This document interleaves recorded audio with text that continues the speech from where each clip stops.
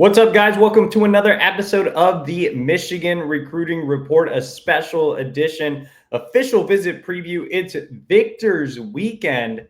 Ethan, it's your first Victor's Weekend. How excited are you? Very excited. Most important recruiting weekend of the year, right? So doesn't really get bigger than this one. And I think we hyped up last weekend and it hasn't delivered yet, but we think it will. And I think this weekend could be even more fruitful in terms of commitments for the Wolverines. Before we dive into that, guys, remember we are exclusively over at thewolverine.com. Now is the perfect time to subscribe. Use the promo code UM1. That's $1 for 2 months over at thewolverine.com. Get exclusive information heading into Victor's Weekend, coming out of Victor's Weekend. If you want the latest on new predictions, where we think Michigan stands with visitors, come over to thewolverine.com. Use that special promo code UM1. That's $1 for 2 months over at thewolverine.com. And if you haven't already, make sure to like this video. Subscribe to our YouTube channel for free. Get notifications every time we drop new videos. All right, let's get into the visitors and go ahead and start off with 5-star wide receiver Calvin Russell. That's the big one on offense, in my opinion, the big fish, obviously star power at wide receiver. I think, it's kind of an interesting situation. Michigan hasn't really spent big on the NIL side at wide receiver recently, but they invested so much in Bryce Underwood last cycle. They need to surround him with some elite level weapons. And obviously Michigan's starting to trend for Travis Johnson, which is great. I think he's, a very high end wide receiver.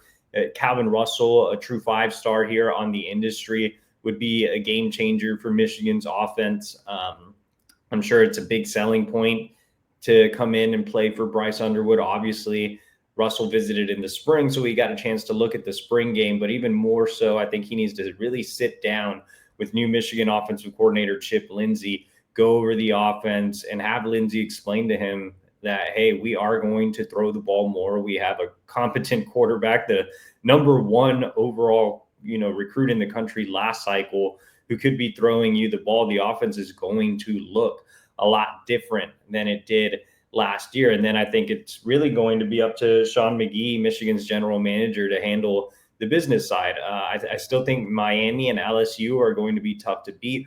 Obviously, LSU has put a lot of wide receivers in the NFL as of late, but Michigan's shown it can win a head-to-head NIL recruiting battle there. They did it last cycle, obviously flipping Bryce Underwood. Miami, is the hometown school. His mother went to Miami. She's in the track Hall of Fame at Miami. So a lot of connections to Miami. And plus, we all know the Hurricanes like to spend big here. So we'll see, what comes of this official visit. But Calvin is, kind of a Megatron type of receiver, 6'6", 180 pounds. He can go up and get it. He can be that big bodied outside receiver. And Michigan has obviously prioritized more size, and he can be that big target for Bryce.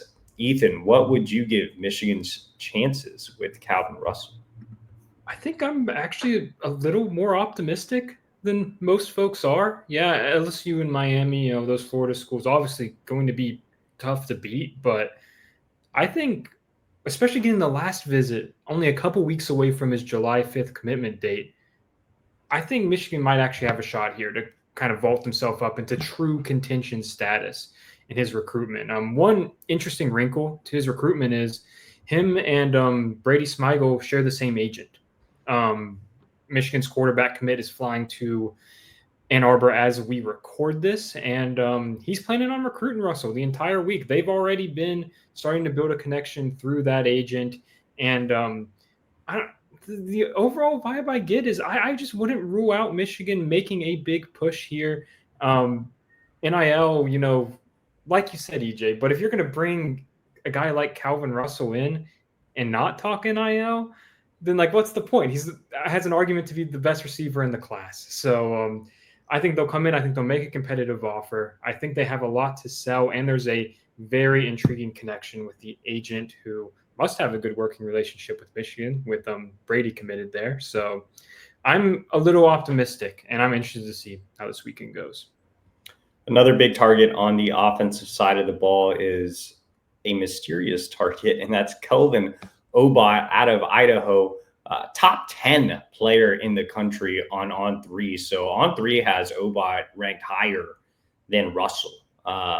There is kind of a difficult feeling around Obot. You know, it seems like Michigan and Oregon have kind of emerged as those favorites. Nebraska is kind of hanging around as well. Ethan, how are you feeling about Michigan's chances with Kelvin Obot? I know there was some optimism earlier. I think it's a bit of an uphill battle right now, but we don't really know that much. We should preface this whole conversation because he doesn't really talk to the media about his recruitment much. He keeps things very hush hush. But the reason I'm not incredibly high on Michigan's chances is a link between him and Utah. His high school coach played for Utah, was a first-round pick out of Utah, and I think that's a strong factor that has the Utes in major contention for Kelvin right now. And I think Michigan would have to make a pretty big move this weekend to land him. Yeah, I totally forgot to mention Utah there when I named his top schools. You know, Oregon's pushing really, really hard. I exchanged messages with our Oregon insider, Justin Hopkins, and obviously Oregon does really well recruiting in Idaho. They're willing to spend, and they've landed guys from that state in the past. You know, they beat out Michigan for Gatlin Bear, for Kenyon Sadiq. So I wouldn't count out the Ducks. Utah is an interesting school. Ethan mentioned the connections, but you know, they're doing a lot with offensive line recruiting. They just made a big splash getting Felix Ojo in for an official visit as well. So, you know, Utah coming up out of nowhere here to really become a factor with some of these elite offensive line recruits. So it'll be interesting to see what Sharon Moore and company can do with Obot. But like I said, kind of a mysterious recruit along the offensive line. And he's not the only mysterious offensive line recruit coming in this weekend. Marky Walbridge, he never does interviews, does not talk to the media at all. I have spoken to his mother a couple of times, and I did go out to see Marky actually last year when I was in the New England area making the rounds. I didn't make it back to New England this spring, but last spring I got to see Marky as an underclassman. And, you know, Marky's listed as an interior offensive lineman. Michigan's recruiting him as a true tackle. And watching him last year as an underclassman, obviously, again, I haven't gotten an updated evaluation of him, but watching him last year as an underclassman, I could see the ability to play tackle. He definitely has the frame to do it. He has pretty good feet as well. And I'm sure he's progressed since I've seen him last. In terms of his recruitment, this has long been considered a Michigan-Penn State battle. Those are the two schools that he's been really gravitating towards and made multiple visits to both schools. He already officially visited Penn State. Obviously, Michigan gets him in last.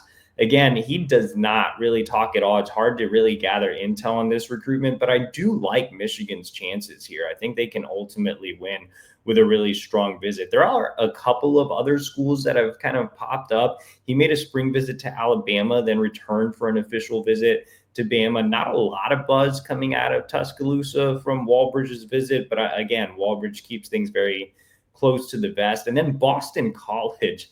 I guess they're trying to pull like a Drew Kendall here, but Ethan's too young to remember Drew Kendall's recruitment, but it was quite the fascinating one. But Boston College, the hometown team, you know, trying to make a run at Walbridge as well. You know, I think it's really a tough race to call.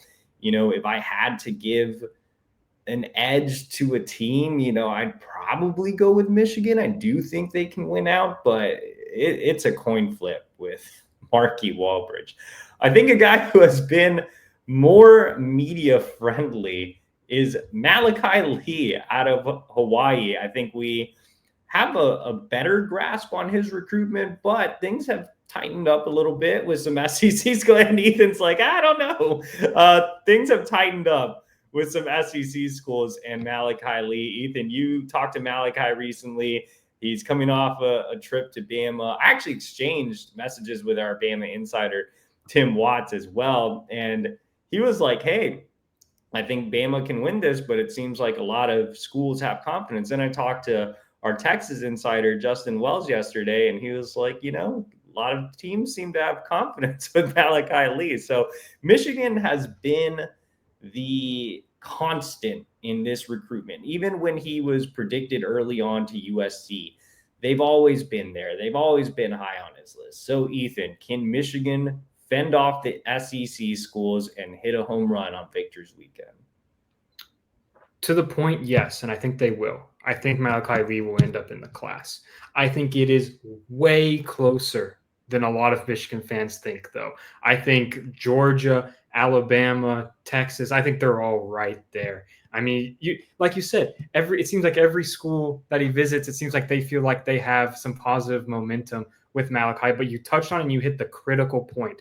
Michigan has been the constant. They've been constant for months and months. The reason they have the Victor's Weekend official visit to begin with is because Grant Newsome made a January trip up to out to Hawaii and visited with Malachi. He's been back multiple times since then. He went back twice in the spring alone, and clear top priority.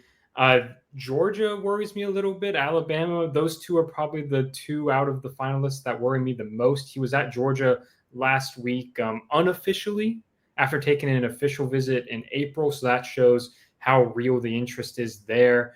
I think it's going to take another big push and a strong effort and a great official visit. But Malachi's committing 1 week from tomorrow, and I think Michigan can build enough positive momentum to beat out the SEC schools and push the Wolverines over the finish line this weekend. Yeah, that'll be an interesting one. You know what can help with offensive line recruiting, Ethan? Do you? What? Food. And you know where you can get food? Franchises. Thank you to our sponsor, My Perfect Franchise. Andy Lewig is here to help. Offensive linemen, they love to eat. I'm sure everybody loves to eat. There's nothing better than a spicy chicken sandwich at Chick-fil-A or some McDonald's fries and a McFlurry when their ice cream machines are working. So make sure to call Andy Lewig today at 404-973-9901 or email him at andy@myperfectfranchise.net. Do you want to make your franchise dreams come true? Are you an entrepreneur or just a regular guy like me? You can become a franchise owner. Again, call Andy. It's 404-973-9901. He's also available to set up a Zoom call. You can even see Andy face to face and get a real human feel and talk about your favorite franchises and the franchises you want to own. So again, thank you to My Perfect Franchise. Ethan, any franchises you're really craving for right now? I walked past, there's a McDonald's on the walk from the train to my apartment. And I was looking at it real closely yesterday. I was like, so I might go to McDonald's this weekend right now. Did you know, Ethan is new to Chicago. Did you know that in downtown Chicago, there's a special McDonald's and it has menu items that you can't find elsewhere? So, Is it the one that's like completely like metallic and like, yes. Yeah, okay. I've seen it. Yeah. Okay. Yes. And you can own a metallic McDonald's too. Just contact Andy Lewig, our guy at myperfectfranchise.net. Okay, let's continue on with the visitors. There's one more offensive lineman that we actually did not hit on. And I think this one is actually more clear of a recruitment to cover. And that is Zaden Krempen, 4-star prospect out of the great state of Texas. Now, Texas has a lot of momentum in this recruitment. They pushed really hard for him last weekend. I had heard some rumbles that there was a chance that Krempen could just shut things down and commit to Texas last weekend. That didn't happen. He is very adamant on giving Michigan one last chance. Michigan has impressed him so much. I mean, he's a guy that's, consistently been considered a Texas lean for most of the cycle, but Michigan's been chipping away, getting him on campus multiple times. Jerome Moore going down to see him, Grant Newsome going down to see him twice this offseason. If any school can beat Texas in this recruitment, it is Michigan. Will they? Distance has always been a factor for Krempen. I would give Texas the edge. I think anybody would right now. But, Michigan has the opportunity to really work their magic and make Ann Arbor feel like a home away from home. And I think it's a big positive. Two big positives. One, that Michigan has invested so much in Texas. They have a commit from Jalen Pyle. They're trending for Donovan Webb now, who's in Frisco, literally right down the street from Krempen's high school, Prosper. Jordan Deck, Michigan's in a good spot for him. I mean, when I went out to Dallas this spring, it took me like 8 minutes to drive from Krempen's high school to Deck's high school. So, they all know each other. I think that helped. I think Jalen Pyle will be big in helping Michigan recruit Krempen this weekend. So, I definitely am not counting Michigan out for Krempen.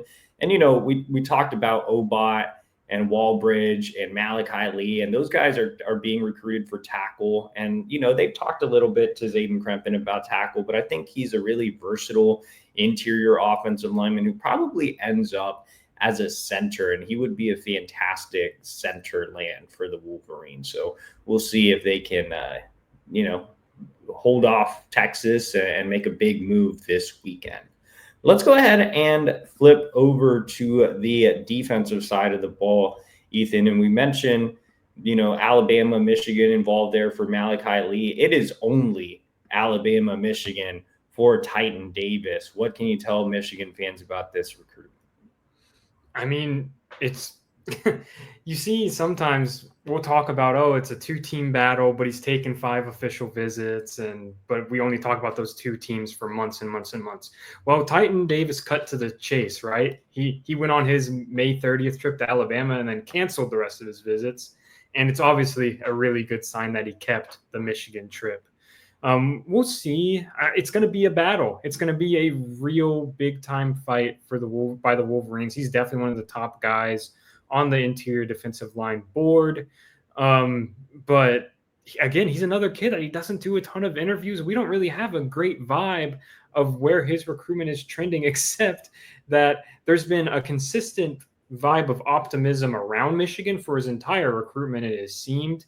And Alabama's always been the other school right there. I think it's a great sign that he's actually going to get to campus this weekend. And based off of that alone and the timing of everything, I think Michigan should have a shot. Now, some big-time edge recruits coming in as well. And before we get into Carter Meadows, let's talk about Julian Walker, not a prospect that Michigan fans seem to be super familiar with, but Ethan, you've been out to see him. You really like him as a recruit as well. Really strong ties to South Carolina. Does Michigan have a chance here? Short answer, probably not. His dad is a strength coach for South Carolina, and there's an obvious connection there. They're prioritizing him. They've been prioritizing him. He calls them family. He's really close with the Gamecock staff. And at the end of the day, I think they're the heavy favorite. He's not OVing there until the fall. I think it's going to be really tough to beat South Carolina. But if he decides he doesn't want to go to the same college that his dad works at, I think Michigan could be the choice. He really, really likes it. His dad also worked at Wisconsin at one point in his childhood, so he's familiar with Big Ten country, has always respected Michigan, and they really like him. They went down to see him twice in the spring evaluation period after offering, I believe, in February. And he's one of my favorite prospects that I've seen in person this cycle. I mean, he told me he has an 81-inch wingspan. That looks accurate to me. He's 6'6" and just a really versatile defensive lineman who can move all over the place. And I think his ceiling is incredibly high right now. Another edge coming in is Jackson Ford, who's more of that traditional compact edge that Lou Esposito seems to really value. And with Jackson Ford, Penn State has long been considered the favorite in this recruitment. He is a guy who already made his OV to Penn State. So I think with the Nittany Lions missing on Luke Wayful and not feeling great about Carter Meadows, who we'll talk about in a little bit, I think they're all in on keeping Jackson Ford home. So I think beating out Penn State is going to be tough here. At the same time, Jackson is a very high academic kid. He officially visited Stanford as well. He loves what Michigan can offer away from the field. And he told me, hey, there's a reason I scheduled Michigan last. I really, really like Michigan. I want to give them a fair shot after Penn State. So, again, Esposito has a great track record. He usually likes the type of frame that Jackson Ford has. I think he can really pitch him on being a scheme fit and just being a fit in general on and off the field. So we'll see how things go with Jackson Ford this weekend. But again, I think it's going to be a bit difficult to beat Penn State.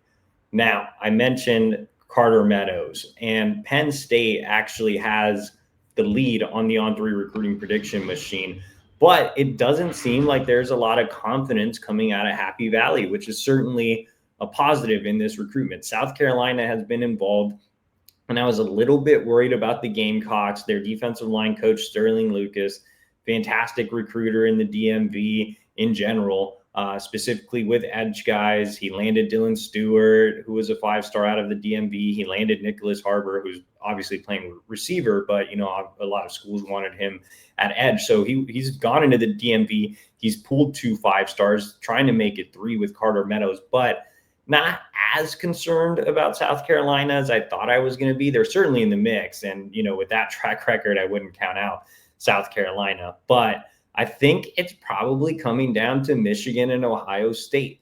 I mentioned the Luke Wayful recruitment affecting Penn State and their push for Jackson Ford. The Luke Wayful recruitment also having major implications for Ohio State. So with Penn State, they thought they were probably going to land Luke Wayful because his older brother, Owen, who was at Michigan, transferred to Penn State. So, hey, we have the older brother. Now we're going to land the little brother. But Penn State probably finished third in that race, or maybe a little, behind that. And it really came down to USC and Ohio State. And yesterday, for those that weren't keeping track of that recruitment because Michigan wasn't really involved, yesterday, Ohio State had all the buzz to land Luke Wayful. He commits to USC today.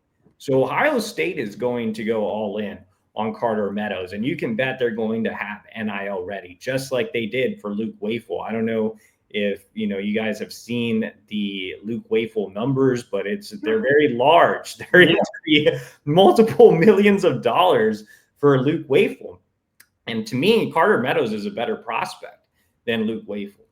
And I saw both live last year, and Carter, to me, he's just super athletic, super high ceiling. I'd take Carter.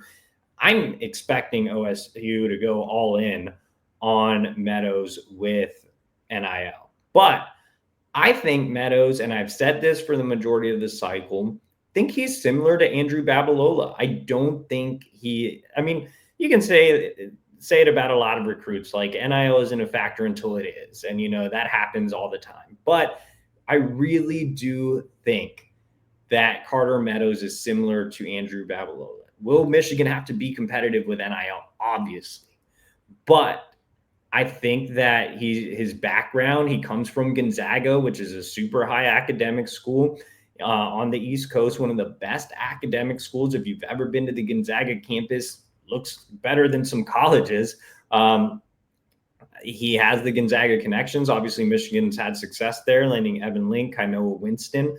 I think that helps. But more importantly, Meadows' family just really values academics. I talked to his parents, and they're more academics than they are football fans. And they really care about Michigan's education and life after football.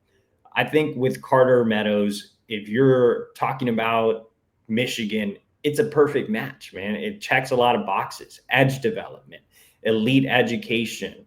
They will put together a strong NIL package. Ohio State, obviously very flashy. Larry Johnson is a great recruiter, but and obviously they can sell Jack Sawyer as well. But I think Michigan, just long track record of edge development. Lou Esposito himself having a track record of turning hidden gems into NFL players. What can he do with a prospect like Meadows, who's already, sky high ceiling, already a 5-star level player? It's exciting. But I really do think the key guy here in this official visit is one that a lot of Michigan fans probably don't know. And that's Claiborne Green, who does a lot of Michigan's academic advising, has gotten a lot of compliments from different parents. I think he will be very, very key in the official visit of Carter Meadows and his family. Like I said, Meadows' family, very, very into academics, even more so than football. And I just think Michigan checks all the boxes here. I think Michigan can beat Ohio State for Carter Meadows with a really strong official visit.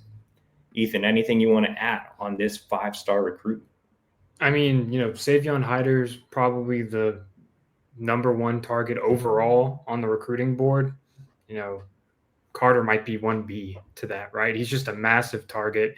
I think he'd be a perfect fit. And you talked about it. There's just so much lining up, so many things that make him look like a great fit for Michigan on and off the field. And it's just not very hard at all to see him ending up in maize and blue.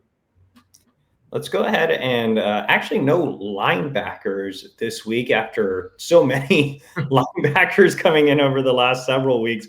Let's go ahead and move over to the secondary and talk about Dorian Barney out of Georgia, which has been a really interesting recruitment, was considered a very heavy Texas A&M lean, never committed there as expected. Penn State received some predictions, didn't commit there after his official visit. Can Michigan, with the last shot, win over Dorian Barney? Yeah, I mean, he's another prospect committing the first week of July, and I think more than maybe anyone else coming for Victor's Weekend, it might be the most important to have the last visit with Barney. It seems like on all of these trips he's gone on, there's been like these big swings in his recruitment, right? And the 2 times he went up to Michigan this spring, the same thing happened. Michigan built a lot of momentum in his recruitment. Lamar Morgan has done an outstanding job with him. I think Penn State, he's originally from Pennsylvania and before moving to Georgia, so there's some obvious connections there.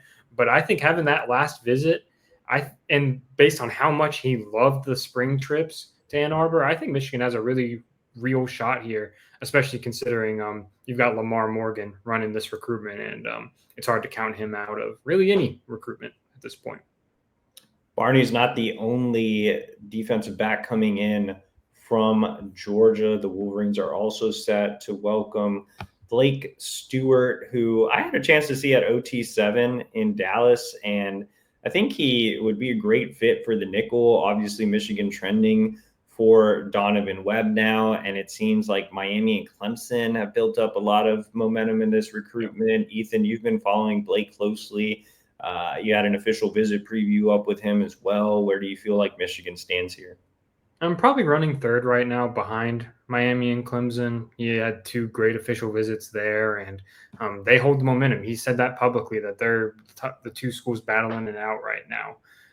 Again, his first time on campus was in the spring. It went really well, and having Lamar Morgan involved in this recruitment has kept Michigan in the mix. They are recruiting him to play nickel, but as someone who could move around if needed. And I agree, he'd be a really good fit for that spot just based off of his versatility, his willingness to hit, and his knack for causing turnovers. But it's probably going to be a difficult recruitment to win right now. So those are the targets coming in for Victor's Weekend. There are also several commits. Remember, Victor's Weekend means that it's time to celebrate the commits. It's time to get the commits around the targets so they can help recruit. Ethan, you actually had a story up on the Wolverine talking about a few commits who are going to be very vocal this weekend. Who do you expect to be the lead recruiters, the guys getting it going and trying to build this class. Yeah, I talked to Brady Smigel, Mason Bonner, and Bear McWhorter, and all of them told me that they're willing and excited to come up and recruit. I actually talked to Mikhail Blade earlier today. I was at one of his training sessions, and he told me the same thing. Jalen Pyle has been a vocal recruiter throughout this whole cycle. I think you have a lot of guys coming to campus that are excited and ready to build the class. Mason Bonner had a really, really cool comment when I was talking to him, just about how when he's talking to these guys, he's going to be talking about the brotherhood that comes with Michigan. He said it's completely unique. It's going to be something they've never felt before. And I think that's a pretty compelling pitch. Smigel is really motivated to build this class. He's been an active recruiter since the day he joined the class. He, helped get Moose Ludwig, the top 100 tight end, committed early. And I think the commits are ready. I think they're going to come and give it the full Victor's Weekend push. And I think it's very exciting. And, I think that plays a role, even in modern recruiting. I think that's still important, just to have top targets on campus around commits with all that positive celebratory energy. But, the commits aren't stressed about where they're going, right, EJ? Like, they're just there to have a good time. And I think that energy will be infectious, and that's what's going to help this weekend be so big for Michigan. Yeah, I know he's way out in Montana, but I think Matt Ludwig can have a big role as well. I'm wearing a Moose hat, Team Moose here. I think, he's a guy who's one of Michigan's highest ranked recruits. And even though he's way out there, I think he can move the needle as well. And, one recruit that Michigan commits will definitely need to be on is Brody Jennings, Michigan's cornerback commit, 4-star prospect, on 300 prospect. Out of Jacksonville Mandarin. Look, with Brody Jennings, man, he's been committed to Michigan for, I believe, almost a year now. I think he committed at the barbecue at the Big House last year in July. So we're nearing a year commitment for Brody Jennings.